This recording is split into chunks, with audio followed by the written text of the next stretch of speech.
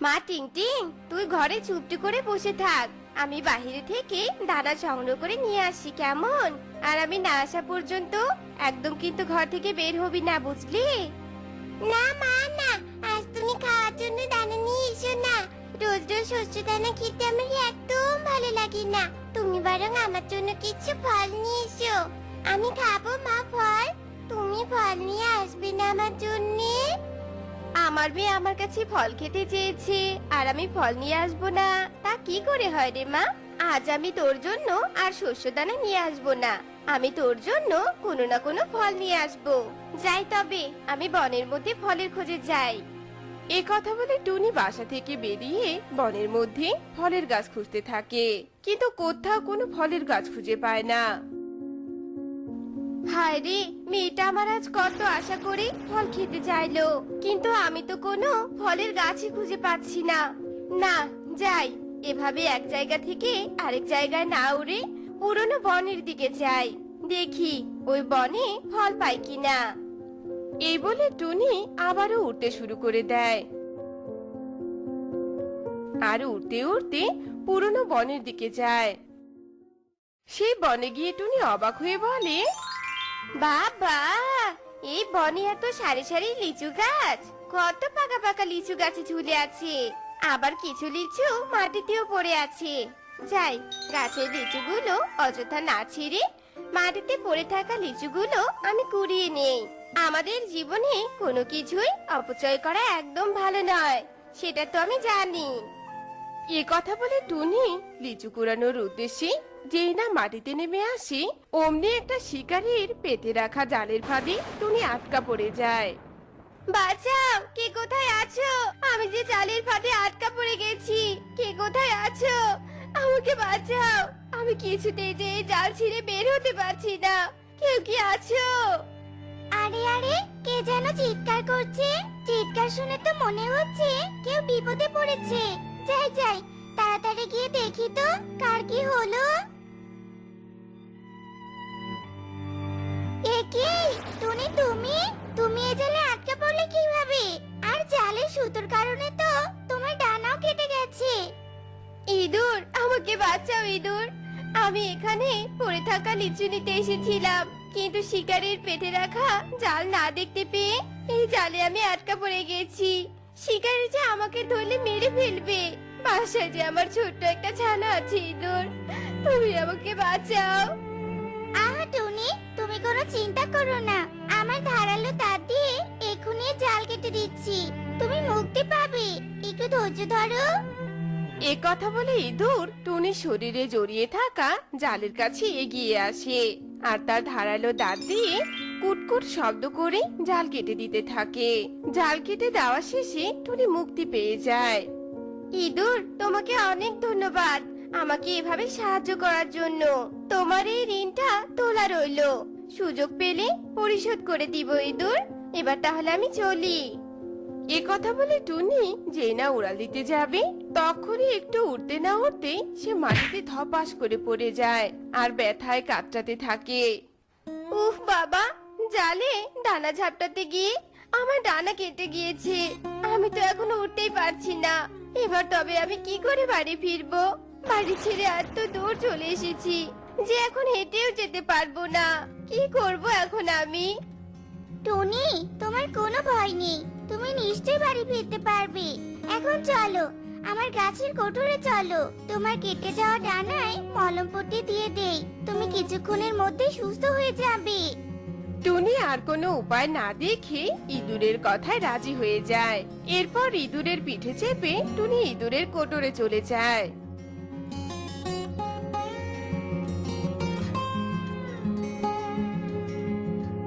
আর কোটরে গিয়ে ইঁদুর টুনির ডানায় মলম লাগিয়ে দেয় আর পট্টি বেঁধে দেয়।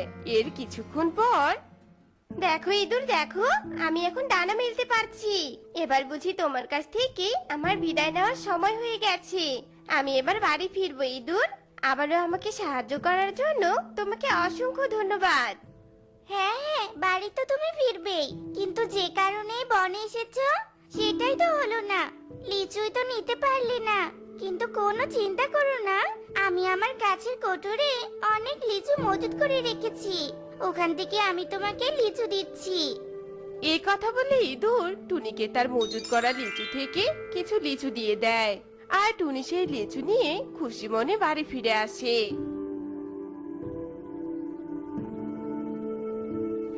মা, মা, সে কখন তুমি ফল নিতে গিয়েছো আর এখন ফিরে এলে? কোথায় ছিলে মা? আমার কত খিদে লেগেছে জানো তুমি? হ্যাঁ, এই তো রে মা, আমি এসে গেছি।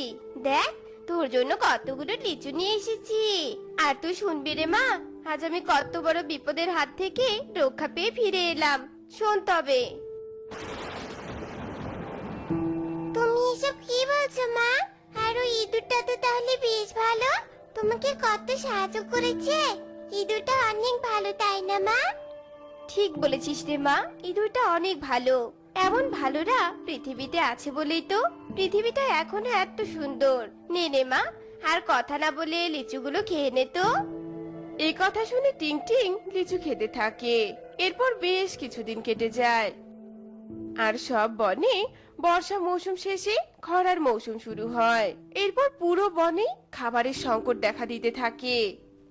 না, খরার মৌসুম তো চলে এলো। এই বনে যে যে ফল পাওয়া যেত সব শেষ হয়ে গেছে। এবার আমি খাবো কি? এবার আমাকে খাবার সন্ধানে বের হতে হবে। আর নতুন খাবার মানেই তো নতুন জায়গার খোঁজ। যাই, এই কোটর ছেড়ে এবার চিরদিনের জন্য বেরিয়ে পড়ি। এই কথা বলে ইঁদুর কোটর থেকে বেরিয়ে পড়ে। আর চলতে চলতে প্রায় বেশ দূরে এসে পৌঁছায়। আর তখনই ইঁদুরের সামনে হঠাৎ করে একটা জংলি বিড়াল চলে আসে। ওরে ওরে, ম্যাও ম্যাও, আজ আমার কত বড় ভাগ্য, আমি একটা ইঁদুর পেয়েছি। একে তো আমি আজ মজা করে খাবো, কাঁচা চিবিয়ে চিবিয়ে খাবো। বাঁচাও, কে কোথায় আছো? আমাকে বাঁচাও, আমাকে এক বিড়াল আক্রমণ করেছে। এই বিড়াল আমাকে গিলে খেয়ে নেবে, বাঁচাও। কেউ কি নেই? কেউ কি নেই এই বনে আমাকে বাঁচানোর জন্য? ইঁদুর যখন বাঁচার জন্য এভাবে চিৎকার করছিল, ঠিক সেই জায়গার পাশেই একটা গাছের ডালে টুনি আর ঈগল বসে গল্প করছিল। টুনি গাছের ডাল থেকে ইঁদুরকে দেখতে পায়, আর ঈগলকে বলে, আরে আরে, ওইটা সেই ইঁদুরটা না, যে আমাকে একদিন বাঁচিয়েছিল? আজ সেই ইঁদুর এক বিড়ালের খপ্পরে পড়েছে।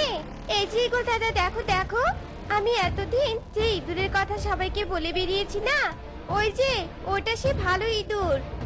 কি বলছিস রে টুনি? যে ইঁদুর একদিন আমাদের পাখি জাতির একজনকে বাঁচিয়েছিল, সে আজ বিপদে পড়েছে, আর আমরা তা এখানে বসে বসে দেখছি। চল চল, এক্ষুনি ওই ইঁদুরকে বাঁচাতে হবে। চলো ইগল দাদা, এক্ষুনি চলো। এ কথা বলে গাছের ডাল থেকে ওরা দুজন দ্রুত উড়ে ইঁদুরের সামনে যায়। টুনি ইঁদুরকে বলতে থাকে, ইঁদুর, তুমি কোনো ভয় পেও না, আমরা এসে গেছি তোমাকে বাঁচানোর জন্য। এই বিড়াল তোমার কিচ্ছু করতে পারবে না। এই বিড়াল, জীবনের মায়া থাকলে চলে যা, চলে যা বলছি এক্ষুনি এখান থেকে।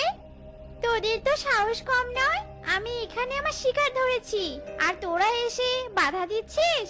তোরা জানিস আমি কে? সবাই বলে আমি হলাম বাঘের মাসি। আমার এক থাবায় তোদের চেহারার নকশা পাল্টিয়ে দিব। চলে যা তোরা এখান থেকে।